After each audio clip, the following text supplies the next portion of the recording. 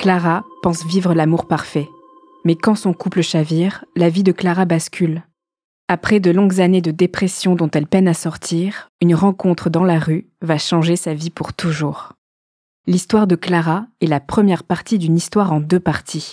N'oubliez pas d'écouter le 2e épisode, raconté du point de vue de Luc Mann.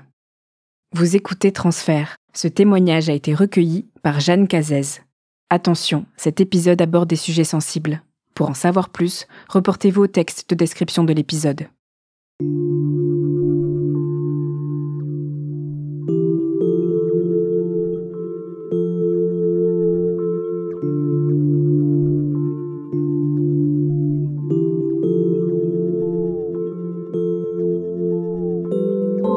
On est en 2012, j'ai 26 ans, j'entame un second master de droit. J'habite dans une petite ville de province, à Poitiers. J'ai une vie assez plaisante puisque j'ai mon propre appartement pour une étudiante, j'ai une voiture, je travaille à côté de la fac, donc j'ai un peu d'argent aussi pour faire la fête. Je fais beaucoup la fête, j'ai beaucoup d'amis. Et aussi, je passe beaucoup de temps sur les réseaux sociaux, comme une jeune fille de l'époque. Donc on a un petit groupe d'amis, filles et garçons, qui avons des pseudos sur Twitter. C'est vraiment dans un but récréatif, pour rigoler entre nous. Et on se met à rire avec un autre groupe d'amis qui, on le comprend dans leurs tweets, habitent à Paris. Petit à petit, à force d'échanger avec toujours le même petit groupe de personnes, se créent des échanges privilégiés entre moi et un jeune homme. On échange d'abord publiquement, on rigole ensemble tous les deux, et puis très vite, on se parle en privé.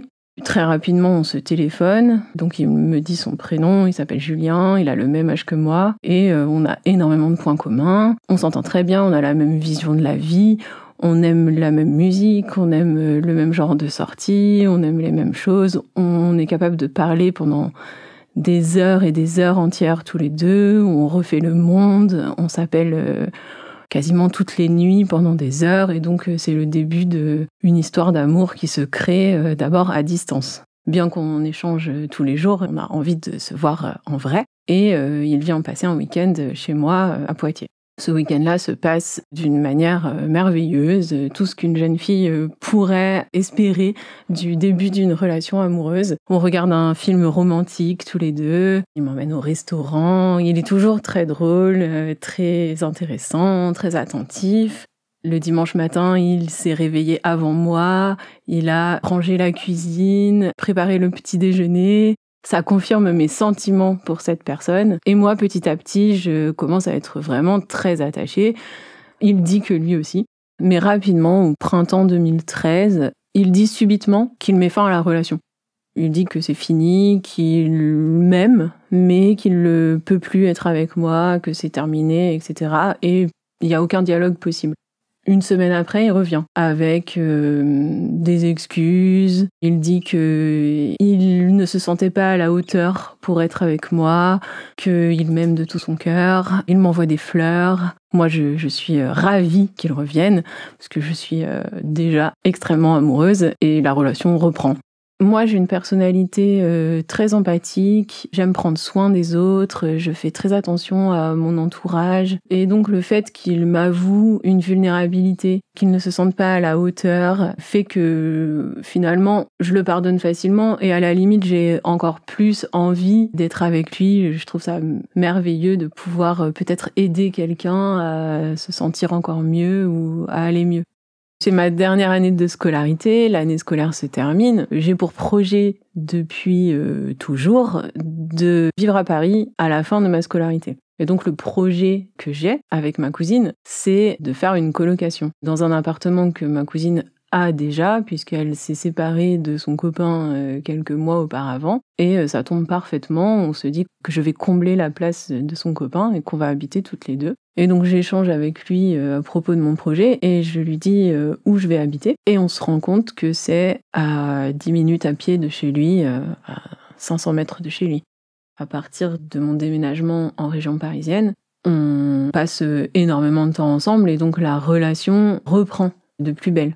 On se voit tous les jours, soit chez moi, soit chez lui. Il me parle de ses amis, il me les présente pas. Il m'en parle beaucoup, il m'explique que dans sa manière de fonctionner. On sépare les amis des copines. Sur le coup, je cherche pas trop à m'opposer à ça ou à comprendre. Il connaît pas non plus mes copines, il dit que ça l'intéresse pas. Et quand on parle de mes copines, il est toujours très négatif à leur sujet. Donc soit elles sortent trop, soit ce qu'elles font dans la vie, ça lui convient pas. Dans son discours, il aimerait que je sois que avec lui. À plusieurs reprises, je vois des messages dans son téléphone qui paraissent être des messages sentimentaux qui viennent d'autres femmes. Je vois aussi des photos dans son téléphone de femmes. Quand je demande des explications, que je m'énerve, que je fais une crise ou que je le quitte, il trouve toujours une explication qui paraît plausible. Il m'assène une vérité. Il est capable d'aller jusqu'à dire non, il n'y avait pas de message, tu l'as pas vu. Et après 3 jours où il m'a répété qu'il n'y avait pas de message, que c'est moi qui l'ai inventé, j'en viens à douter. Il me présente sa maman, il me présente son frère, sa belle-sœur, ses neveux. Moi, je lui présente pas mes parents. Je sens au fond de moi qu'il y a quand même quelque chose qui me freine. Dans notre éducation, on n'a pas pour habitude de présenter quelqu'un si on n'est pas sûr de soi. Et donc, moi, de mon côté, j'en parle pas.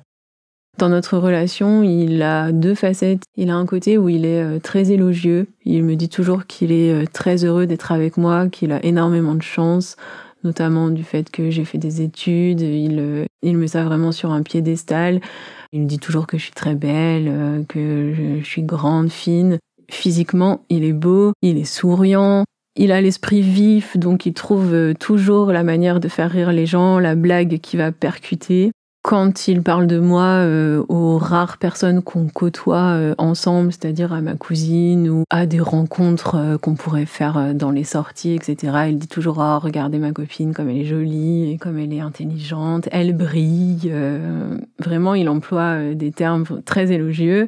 D'un autre côté, en privé, il continue à me dire qu'il est très peu sûr de lui, qu'il a très peu confiance en l'avenir, en son avenir personnel et en l'avenir de la planète. Il est très concerné par l'environnement et il développe également parfois des remarques blessantes à mon égard. Il fait notamment des réflexions sur des performances sexuelles que je n'atteindrai pas. Et il parle souvent d'une ex qu'il aurait aimée comme un fou.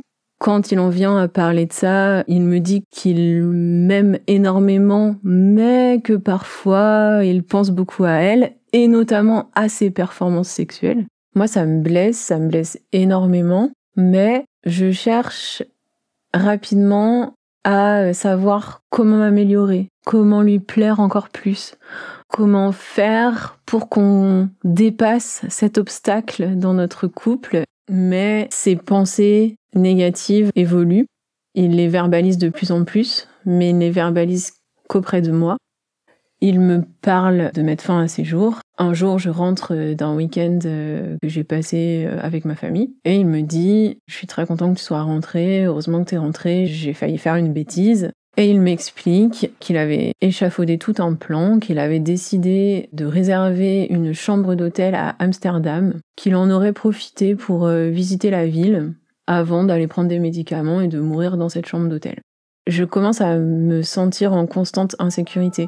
J'ai toujours peur, je sais pas vraiment de quoi. Je me sens pas forcément à l'aise dans ma vie, je suis tout le temps très inquiète. Je vais consulter un médecin psychiatre en pensant que moi, je ne vais pas bien. Quand je vais aux consultations avec ce médecin, au final, je parle que de lui.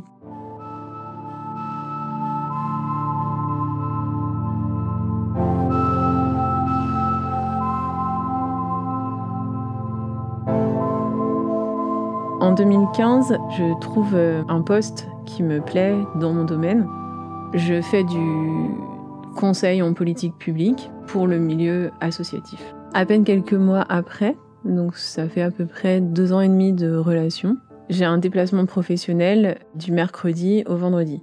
Le vendredi, j'arrive à Paris le soir et on doit dîner ensemble. On a prévu de se retrouver pour dîner ensemble après une petite période de séparation.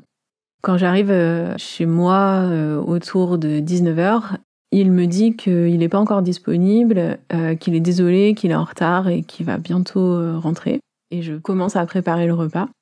J'ai pas de nouvelles, il arrive toujours pas. Quand je lui écris, j'ai des réponses vagues et je finis par m'endormir sur mon lit en mangeant un paquet de chips. Je me réveille aux alentours de 1h du matin et là je vois que j'ai toujours pas de nouvelles, qu'il est toujours pas là et je panique. Je l'appelle plusieurs fois, il n'y a pas de réponse et je reçois un message sur lequel il y a écrit « C'est fini, on se reverra plus jamais ». Et sur le coup, je me demande s'il est en train de me quitter encore une fois ou s'il parle de mourir. Je m'imagine qu'il a mis à exécution le plan dont il m'a parlé quelques mois auparavant. Je lui envoie des messages qui pourraient le faire réagir. Donc je lui dis « Pense à ta mère, pense à moi, tu peux pas nous laisser ». Et les réponses que j'ai, c'est très lacunaire, mais c'est « T'es costaud, je sais que tu vas t'en sortir ». Merci pour tout. Très rapidement, il n'y a plus de message, il répond plus. Et quand j'appelle, je tombe sur une messagerie et je comprends pas la langue. C'est une langue étrangère. Mon cœur bat très très vite, je tremble et je décide immédiatement d'aller au commissariat de ma ville. Quand j'arrive au commissariat, les policiers qui sont à l'accueil me prennent pas du tout au sérieux. Ils rigolent un peu et ils me renvoient au fait qu'il serait peut-être parti en vacances avec une autre fille, que ça arrive très souvent. Je suis vraiment paniquée, je leur demande si on peut pas regarder dans ses comptes bancaires, s'il a pas pris un train, un avion, et ils me disent mais ça fait 3 ans que vous êtes avec lui, comment ça se fait que vous avez pas les codes de ses comptes bancaires À force d'insister, j'arrive à ce qu'ils appellent un supérieur, un officier de police judiciaire. Lui, quand il lit les messages, il les prend extrêmement au sérieux et il dit qu'il va lancer des investigations et que notamment ils vont demander le bornage de son téléphone. Le bornage du téléphone donne rien, ils me disent qu'ils continuent leur enquête, ils me demandent de rentrer chez moi. Il est 5h du matin, je peux pas m'endormir, donc je passe des appels, j'essaye de contacter tous les gens qu'on connaît pour savoir si quelqu'un aurait pas de ses nouvelles et ne saurait pas où il est. Son téléphone ne répond toujours pas. Vers 9h du matin, son frère me rappelle. Il me dit que lui, il a eu un message qui lui disait « Sois là pour accueillir maman, je serai pas là demain ». Il a peur également. Il me dit qu'il va se déplacer immédiatement. Et on décide d'aller tous les deux dans l'appartement. Il me dit qu'il a une solution pour ouvrir l'appartement. Avec un cintre, on arrive à récupérer les clés qui sont dans la boîte aux lettres. On trouve également, quand on ouvre la boîte aux lettres, une tonne de courriers qu'on prend avec nous. On monte dans l'appartement, on ouvre et on découvre un capharnaüm indescriptible, des photos, des souvenirs sortis dans tout l'appartement, des bouteilles remplies de mégots de cigarettes. On se regarde et on se dit « il est mort ». On est épuisé. Moi particulièrement, puisque j'ai pas dormi depuis le vendredi matin et qu'on est samedi soir. La police nous dit qu'il n'y a plus rien à faire et on décide de rentrer chacun chez nous. J'arrive chez moi, environ 1 heure après, mon téléphone sonne. C'est un numéro qui donne l'indicatif de la Chine. Et je sais que le meilleur ami de Julien vit et travaille en Chine. Donc je sais qui va être au bout du téléphone. Je décroche et il me dit est-ce que t'es toute seule ? Est-ce que tu peux t'asseoir ? J'ai quelque chose à te dire. On l'a trouvé. Il m'explique qu'il a appelé sur le téléphone de Julien, que lui, il a reconnu la langue sur la messagerie, sur laquelle on tombe quand on appelle le téléphone, et que c'est du suédois. Il le sait puisque cet ami a travaillé en Suède et qu'ils y ont encore quelques connaissances. Il m'explique qu'il a contacté les quelques personnes qu'il connaît encore en Suède, que ces personnes lui ont expliqué qu'elles savaient ce qui s'était passé, que ça avait fait la une des journaux locaux. Et donc, il m'explique que Julien est allé armé prendre en otage la famille de son ex-petite amie, qui était de cette nationalité, donc 2 parents et un jeune garçon, dans leur maison, à leur domicile. qui les a maintenus en captivité sous la menace de son arme en leur demandant de faire venir cette fille. Il m'explique que la police, les forces spéciales de Suède sont intervenues, qu'il se serait retranché au dernier étage de la maison, qu'il aurait retourné l'arme contre lui, que l'arme n'aurait pas fonctionné, qu'il aurait ensuite retourné contre les policiers et qu'il aurait finalement été abattu de 4 balles, dont 3 dans le cœur. Je suis choquée. C'est un cataclysme, le ciel s'effondre sur ma tête. D'un autre côté, il y a une toute petite partie de moi qui a enfin une réponse, mais c'est pas du tout la réponse que je souhaitais découvrir. J'avais encore l'espoir qu'on le retrouve quelque part vivant. L'histoire est tellement incroyable que j'ai du mal à y croire, mais venant de sa personnalité assez fantasque, je sais que c'est possible. Ses amis, son frère sont prévenus et tout le monde se réunit chez moi pour passer le samedi soir ensemble. On essaye de comprendre, d'accuser le coup. On échange beaucoup. Il y a certaines personnes que je rencontre pour la première fois. J'assiste à la scène où son frère doit prévenir leur maman de la mort de leur fils. C'est un moment vraiment très difficile. Sa mère rentre à Paris. Il y a beaucoup de démarches à faire puisque c'est un décès à l'étranger. Donc on doit faire des démarches pour avoir l'autorisation de voir son corps. Et on prend un avion pour la Suède une dizaine de jours après. Là-bas, on est d'abord interrogé par le procureur suédois. Il veut savoir si dans nos téléphones, il n'y aurait pas des messages qui montreraient qu'il avait projeté son geste. Il veut savoir de quelle religion il est. On n'est pas accueillis comme du tout des victimes, on est accueillis comme la famille d'un criminel. Moi, j'ai énormément de peine, j'ai surtout beaucoup de questions. Je comprends pas comment ça a pu se passer et j'en veux à la police. Je me demande pourquoi ils ont pas tiré dans ses jambes, pourquoi 3 balles dans le cœur. J'ai la rage contre cette histoire du début à la fin, de ce que lui a pu être amené à faire, comme de la manière dont ça s'est terminé et le fait que personne n'ait pu le sauver. Quand le procureur suédois me détaille minute par minute les faits, je me rends compte que quand il m'écrivait des messages et quand il m'a dit qu'il ne dînerait pas avec moi, il était déjà dans cette maison et il avait déjà pris en otage ces personnes. Le lendemain, on a le droit d'aller voir son corps. C'est un moment extrêmement traumatisant. Et puis on reprend l'avion dans l'autre sens. Sa mère s'écroule dans l'avion. Au décollage de l'avion, elle crie, elle pleure, tout le monde nous regarde. C'est un moment vraiment déchirant. Et on rentre à Paris. Mes parents sont prévenus et ils sont présents aux funérailles, donc ils découvrent son existence. Moi, je suis partagée entre une peine immense, le choc émotionnel. J'ai encore énormément de questions non résolues et j'ai une part de culpabilité de ne pas avoir réussi à faire en sorte qu'il soit toujours vivant. Et j'ai une petite part de honte de m'être retrouvée dans cette situation et de me retrouver là, ce jour-là, devant mes parents. Je fais un discours lors de ses funérailles, un discours en son honneur.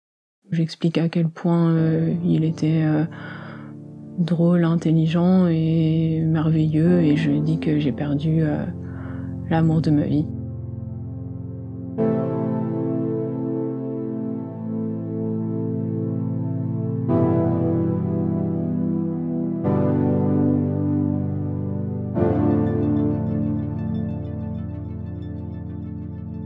Quand la cérémonie est terminée, je rentre chez moi, je me mets dans mon lit, dans ma chambre, porte fermée, volet fermé, et j'en ressors plus. Quand je m'endors, c'est des flashbacks, des images violentes, c'est des réveils en terreur quelques minutes après. Je me lève pas, donc je ne me lave pas, je m'alimente plus. Ma cousine prépare à manger tous les jours, vient frapper à ma porte tous les jours pour me demander comment je vais et me proposer de manger. Je refuse de manger. Je passe mon temps sur mon téléphone à contacter des gens, à envoyer des messages, à chercher des informations, à retracer son emploi du temps, à essayer de comprendre ce qui s'est passé dans sa tête, ce qu'il a fait, où il est allé, comment on aurait pu éviter, ce que j'aurais pu faire, à quel moment, ce que j'aurais pu lui dire pour qu'on n'en arrive pas à sa mort. Je contacte des amis, des connaissances, tous les gens que je peux. Et beaucoup me disent qu'il leur avait menti sur la vie qu'il menait. Moi, je sais qu'il était au chômage et qu'il restait chez lui. Et en fait, il s'était inventé un emploi, des collègues, des histoires entre collègues au travail. C'était très bien construit. Je discute avec un de ses amis un peu plus jeune qui m'explique aussi qu'il s'était donné comme mission de former les hommes plus jeunes que lui à séduire les femmes. J'apprends également qu'il a eu une relation avec une femme quelques mois avant, donc en parallèle de moi. Et cette fille, elle m'explique leur premier moment ensemble et leur rencontre. Et c'est exactement le même film qu'ils ont regardé, les mêmes phrases qu'il a prononcées. Il s'est aussi levé le dimanche matin avant elle pour ranger sa cuisine et préparer le petit déjeuner. Et on découvre en fait qu'il avait élaboré un processus pour que la fille tombe amoureuse. Je me rends compte aussi que c'est évident que c'est l'aboutissement d'une maladie psy, d'un processus suicidaire, et qu'il a sûrement choisi cette manière spectaculaire de partir pour pouvoir marquer les esprits, et ça colle parfaitement à sa personnalité. Ça me permet petit à petit de déculpabiliser quand même de ce que j'aurais pu faire pour éventuellement réussir à le sauver. Petit à petit, je glisse de la peine immense que je ressentais, j'ai perdu l'homme de ma vie, à me dire que j'ai quand même pas eu de chance de le rencontrer, et même peut-être qu'il m'avait choisi pour ma personnalité empathique. Au bout de 4 mois d'arrêt de travail, mes collègues demandent à venir me voir. J'ai perdu 15 kilos. J'étais déjà pas épaisse, je suis très très maigre. Elles décident de venir déjeuner avec moi en bas de chez moi. Je commande un bol de riz blanc. Je parle pas, je baisse la tête et elles prennent peur. Elles décident de contacter via leur réseau professionnel une psychiatre de renommée. Cette professionnelle réussit à m'expliquer de manière rationnelle le processus du stress post-traumatique, du choc post-traumatique. Elle m'explique que à l'IRM, on voit les traces laissées par les chocs émotionnels dans le cerveau et que c'est une des raisons pour lesquelles j'ai perdu l'ensemble de mes capacités, notamment celle de m'alimenter, de faire à manger, faire une lessive, je ne sais plus rien faire. Et elle m'explique aussi que avec le temps et un accompagnement, je réapprendrai petit à petit chaque geste du quotidien, qu'on ne sait pas lequel reviendra, dans quel ordre, mais elle me rassure en me disant que ça fonctionnera et que je vais y arriver et qu'elle m'accompagnera jusqu'à ce que je retrouve les fonctions de base. L'accompagnement fonctionne bien et je parviens à reprendre le travail en mi-temps thérapeutique. Ma cousine s'est occupée de moi pendant des mois et il est temps que chacune prenne son indépendance et je déménage.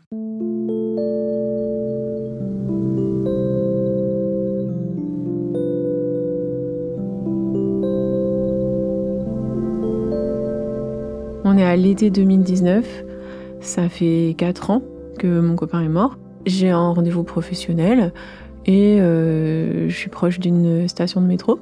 Il y a 3 jeunes garçons, très jeunes garçons, qui s'approchent de moi très timidement.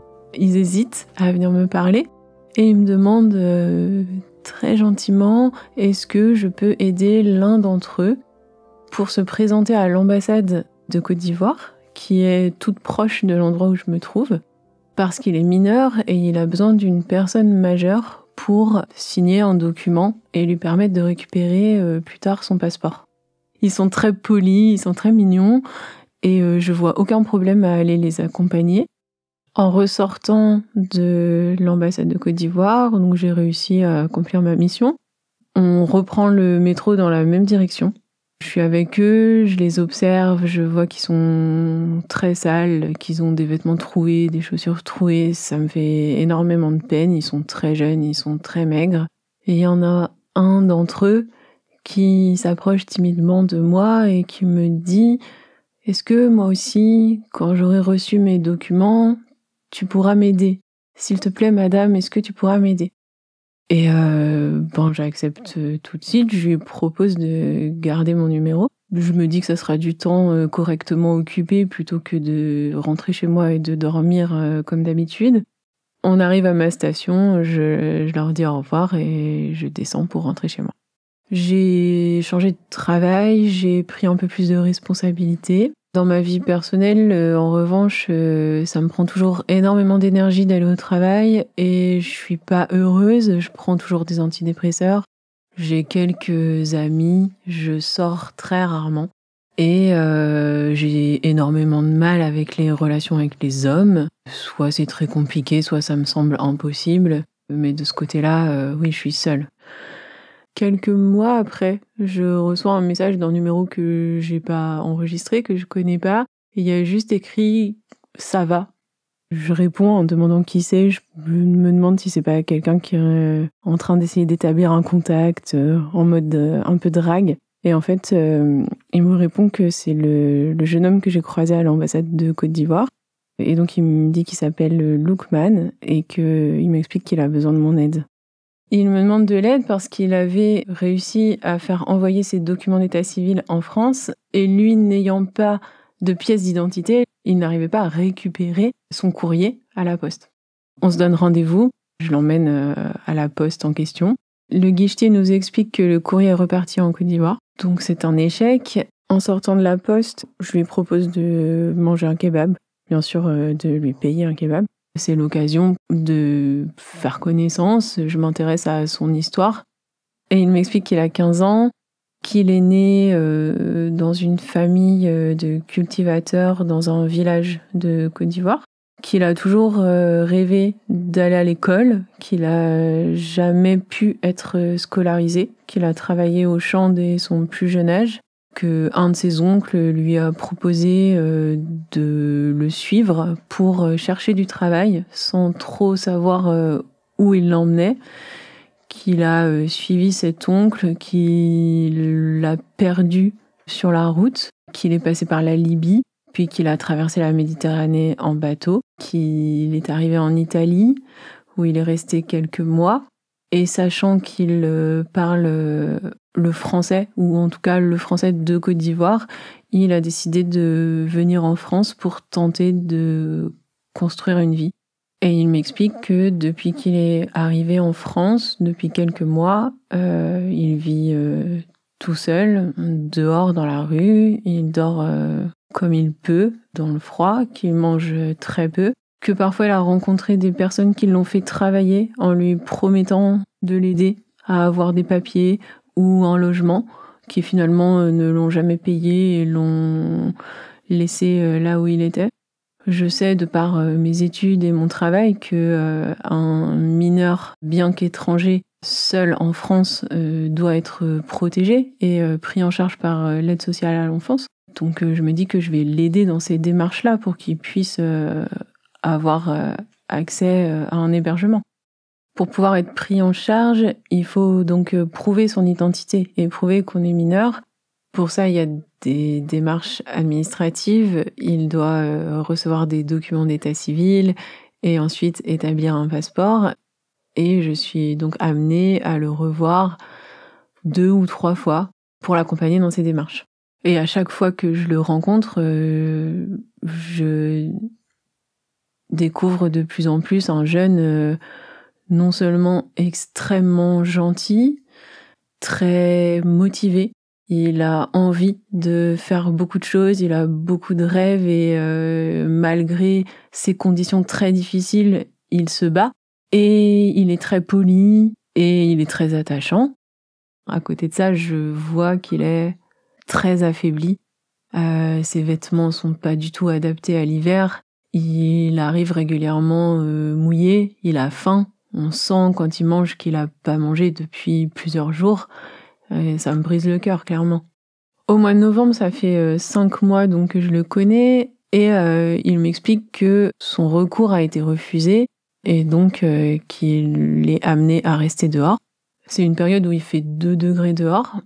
Moi, quand j'apprends cette nouvelle, je suis au chaud chez moi. Je réfléchis pas longtemps. Je sais que plein de gens dorment dans la rue, mais le fait de le connaître, j'arrive plus à supporter et je sais que je pourrais plus me regarder dans la glace si moi je suis au chaud et que je sais que lui est dehors sous la pluie, dans le froid et sans manger. Donc je lui propose le lendemain de venir dormir chez moi temporairement. Je pense que je vais réussir ensuite à lui trouver un foyer, un hébergement ou à l'accompagner dans d'autres démarches pour qu'il soit pris en charge. Quand il arrive, j'essaye de bien l'accueillir. La première chose que je fais, en revanche, c'est de lui demander de laisser ses chaussures dehors parce que ses chaussures ont une odeur de moisi épouvantable. Et je lui promets qu'on ira acheter des chaussures le lendemain. Je lui propose de laver ses vêtements. Donc on fait une lessive. De toute façon, il n'a qu'un petit sac à dos. Au début, il est très timide. Il est limite apeuré. Il reste beaucoup dans un coin de la pièce, assis sur son matelas. Il ose pas s'approcher de moi. Il ose très peu me parler. Quand je lui pose une question, il répond de manière très polie. Il baisse la tête. Quand je lui propose de prendre une douche, il ressort et je lui demande quel produit il a utilisé, quel savon, quel shampoing. Et il me dit tu m'as pas dit que je peux utiliser du produit, donc j'ai pris juste l'eau. Et là, je lui dis tu peux y retourner. Si je t'ai promis que tu pouvais vivre chez moi, c'est que t'as le droit d'utiliser mon savon. Et donc, il retourne se laver avec du savon. Il fait énormément de cauchemars. J'ai l'habitude puisque ça m'est arrivé aussi quelques années auparavant. Chaque nuit, il se réveille plusieurs fois en criant au secours, ils sont là, ils sont dans la maison, ils vont m'attaquer. Et même quand je le secoue, donc je me lève, je le secoue, je le réveille, j'essaye de le rassurer, je lui dis Lookman, on est à la maison, c'est fermé, il y a personne, il y a que toi et moi, tout va bien. Il me dit non, ils vont venir me chercher, je les ai vus, ils sont là, je le sais. Il faut vraiment plusieurs minutes avant qu'il réalise qu'on est vraiment à la maison en sécurité et il se rassure. À peine rendormi, ça recommence. Il me raconte les tortures, l'emprisonnement, les violences qu'il a vécues sur le parcours migratoire et notamment en Libye. Je l'écoute, j'essaye juste de lui donner un cadre rassurant, une oreille attentive, qui puisse se confier quand il en a envie, sans être trop intrusive et sans trop poser de questions quand je vois que c'est pas des choses qu'il veut développer. Le soir, quand je rentre du travail, je cuisine pour qu'il puisse manger avec moi. Et au lieu de mes habitudes de manger, grignoter un morceau de pain ou d'aller me coucher sans manger, je retrouve le goût de cuisiner, chose que j'aimais beaucoup faire avant la dépression. Et petit à petit, je relativise énormément sur ma propre histoire, mon propre traumatisme et le simple fait d'être avec une personne qui, par exemple, rêve d'aller au cinéma, chose qu'il n'a jamais fait de sa vie, et que moi je peux faire en un claquement de doigts. Des choses que je ne faisais plus toute seule parce que je n'avais plus le goût de sortir ou de faire des choses pour moi toute seule. Ça me pousse tout naturellement à les refaire et à ressortir en prenant plaisir à être à l'extérieur. J'achète un canapé-lit et on aménage un coin chambre dans le salon en séparant avec une étagère. Je veux pas lui imposer ma vision de ce que je pourrais faire pour lui. J'ai vraiment envie de savoir ce qu'il a envie de faire. Je lui demande même s'il veut pas retourner dans son pays, s'il a envie de revoir ses parents. Voilà, j'essaye de comprendre ses envies et il m'explique très bien qu'il a toujours rêvé d'aller à l'école, d'apprendre à lire et à écrire, qu'il souffre beaucoup de jamais avoir été scolarisé, qu'il se sent exclu de la société et que c'était déjà le cas quand il était en Côte d'Ivoire et que maintenant qu'il est en France, son rêve, c'est d'aller à l'école.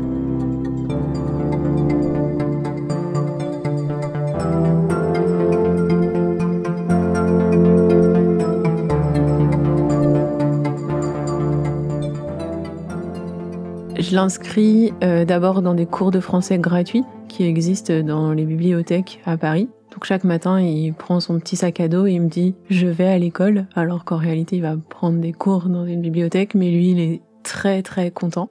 Très vite arrive la crise du Covid-19 et le premier confinement. Et donc on se retrouve confinés tous les deux. Pendant que je télétravaille, il se lève tous les matins très tôt pour suivre les cours niveau CP-CE1 qui sont diffusés à la télévision pour les enfants. Et c'est comme ça qu'il apprend petit à petit l'alphabet. Chaque soir, je l'aide. Il dit qu'on fait les devoirs. Il a énormément envie de travailler. Il veut même plus aller se coucher. Il faut limite lui enlever le livre des mains pour lui dire que c'est l'heure d'aller dormir. Je continue parallèlement les démarches pour qu'il puisse être pris en charge ou hébergé par une association. Et les associations qui hébergent des mineurs isolés qui ne sont pas pris en charge par l'État me disent il y a beaucoup de mineurs dehors et lui il est chez vous, donc gardez-le parce qu'on n'aura pas d'autres places disponibles, on a beaucoup d'attentes. Et donc je me rends compte que cette situation risque de perdurer. Je l'emmène également chez mes parents assez rapidement et assez naturellement. Ma famille est très ouverte et l'accueille à bras ouverts. De toute façon, il est tellement gentil, poli et mignon que ça fait plaisir à tout le monde de l'avoir autour de la table. Mes collègues aussi de travail le soutiennent et soutiennent ma démarche, me donnent des vêtements pour lui achètent des vêtements. À côté de ça, parfois, je rencontre des personnes qui me demandent si j'ai pas peur, comment je fais pour accueillir un jeune que je ne connais pas. Et je leur explique qu'il y a aucune raison pour qu'il me fasse du mal, qu'il lui n'aurait aucun intérêt à me voler quoi que ce soit puisque il y aurait plus d'avenir possible chez moi et en fait qu'il a juste besoin d'une maison. Donc non, je n'ai absolument pas peur. J'avais pour projet de déménager pour me rapprocher un petit peu de mon travail. Et donc en août 2020, je déménage logiquement avec Lookman. À l'emménagement, je décide de mettre son nom sur la boîte aux lettres. C'est un pas pour qu'il puisse se sentir vraiment chez lui. Je sens que de plus en plus, il se sent rassuré. D'ailleurs, il dit plus « merci de m'accueillir chez toi », il dit « je rentre à la maison, je rentre chez nous ». Je sens qu'il va de mieux en mieux, qu'il a de moins en moins de difficultés. Parallèlement, il est accepté à l'école quasiment immédiatement après et il entre dans une classe spécialisée pour les élèves allophones, donc les élèves de langue étrangère dont la langue maternelle n'est pas le français. Et l'année d'après, il intègre un CAP. Il est chaque année délégué de sa classe. Il réussit son CAP brillamment. C'est l'élève qui est toujours devant dans la classe, qui a les félicitations sur chaque bulletin. Il travaille énormément. On peut passer toutes les soirées de tous les soirs de la semaine à faire ses devoirs, puisqu'il écrit lentement et lit lentement, mais s'il faut, on passe de 19h à minuit sur ses devoirs, chaque soir. En mars 2021, il a 18 ans, et à 18 ans, il faut faire une demande de titre de séjour. On entame les démarches, c'est extrêmement long et complexe. Au bout d'1 an et demi, il reçoit une réponse négative, et donc un refus de titre de séjour accompagné d'une obligation de quitter le territoire français, OQTF, 2 jours avant Noël 2022. C'est vraiment un coup de massue, j'ai très très très peur. Mes parents aussi, avec qui moi je suis déjà, ont très très très peur. Lookman nous rejoint pour passer Noël avec nous. Son trajet en train nous terrifie. On a très peur qu'il se fasse arrêter et qu'il se finisse dans un centre de rétention. Après une mobilisation associative et des recours en justice, il finit par obtenir un titre de séjour. L'OQTF est annulé. On est immensément heureux. Et il se dit qu'enfin, il va pouvoir envisager sereinement un avenir. Aujourd'hui, Lookman, il a 21 ans. Ça fait donc 5 ans qu'on habite dans le même appartement. Et ça se passe toujours aussi bien. Il est en terminale de bac professionnel, il fait de la plomberie. Il est aussi en apprentissage dans une entreprise dans laquelle il est depuis plusieurs années. Je suis vraiment hyper fière de lui. D'ailleurs, je lui dis tous les jours, je suis fière de toi, vraiment, je suis trop fière de toi. Le parcours qu'il a accompli entre commencer par apprendre l'alphabet et aujourd'hui être quasiment en train de passer son bac, c'est assez incroyable quand on savait pas lire et écrire à l'âge de 15 ans. Il a évolué sur la perception qu'il a de lui-même. Il avait limite intégré certaines formes de racisme qu'il avait vécues lors de son parcours migratoire. Il me répétait au début qu'il méritait ce qui lui arrivait parce qu'il était noir. Aujourd'hui, il connaît ses droits. Il a regardé des films sur la ségrégation, sur les combats pour les droits civiques aux États-Unis. Il a petit à petit pris conscience de qui il est et des droits qu'il a et du fait qu'il est un être humain égal aux autres êtres humains. C'est la chose qui me rend le plus fière. Je suis vraiment très contente qu'il ait réussi ce chemin-là. Au début, je m'occupais de lui un peu comme une maman. Aujourd'hui, je le vois beaucoup plus comme mon frère. Il est grand, il se débrouille tout seul, il gagne sa vie.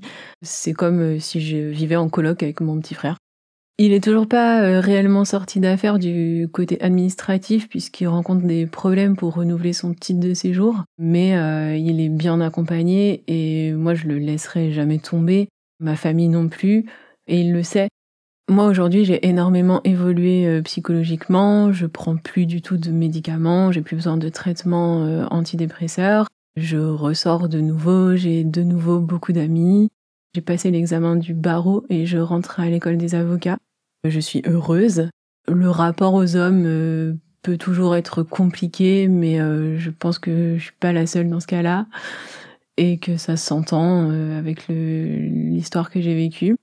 Quand je regarde en arrière, je me dis que certes, à une époque où j'étais une jeune femme seule avec un salaire de cadre, j'aurais pu investir dans l'immobilier ou faire des voyages autour du monde, mais que finalement j'ai utilisé mon temps et un peu d'argent à permettre à un jeune homme d'aller à l'école et de plus dormir dans la rue. Et que finalement, c'est sûrement un très bon investissement, si ce n'est le plus bel investissement qu'on puisse, en tout cas que moi je puisse rêver d'avoir accompli si je fais le bilan à 38 ans.